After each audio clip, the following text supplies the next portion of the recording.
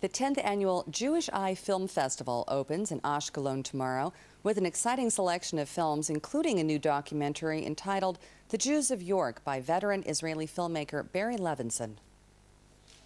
My documentary tells the tragic tale of the Jews of York. In 1190, they all died in the royal castle there. Jews had come over by invitation from William the Conqueror. He just won the Battle of Hastings in 1066. Jews actually filled a vacuum in society. The Christians weren't allowed to lend money with interest. The Jews were the direct subjects of the king, and he valued them as a huge asset. York is in the north of England. It's a religious centre and has an important cathedral. It's a picturesque city. I met historians who tell the story of the Jews of England and explain some of the sources of anti-Semitism. York has some sinister secrets. Basically, there was crusader frenzy in Europe, and the Jews, the alleged Christ killers, were made to suffer.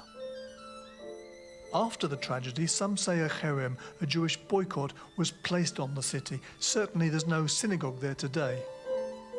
Ironically, it was the Quakers of York who gave shelter to Jewish Holocaust refugees. I met up with a daughter of one of these refugees who grew up in York. There were some important Jewish scholars who died in the massacre. It was during the coronation of King Richard the Lionheart that the riots against the Jews broke out. The riots spread across England, and in York the mob murdered a wealthy Jewish family. The remaining Jews took refuge in the king's wooden castle. Today it's the stone building Clifford's Tower. A siege soon took place.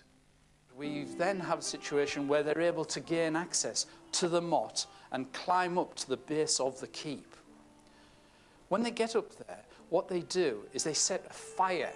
They set this wooden keep on fire.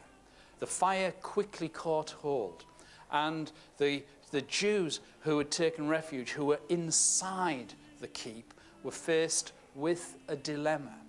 What do? Well, Yontov of Trajedy decided that the Jews would all commit suicide by the husband killing his wife and killing his children.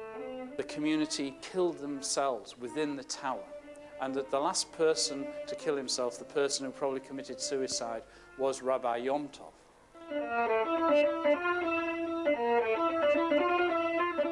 There is every likelihood that Masada, which was such a searing mark in Jewish history, was well known. This was a dark period in British history, and yet another sad episode in the history of Judaism. Barry Levinson, York, England. Looks like a moving film. Turning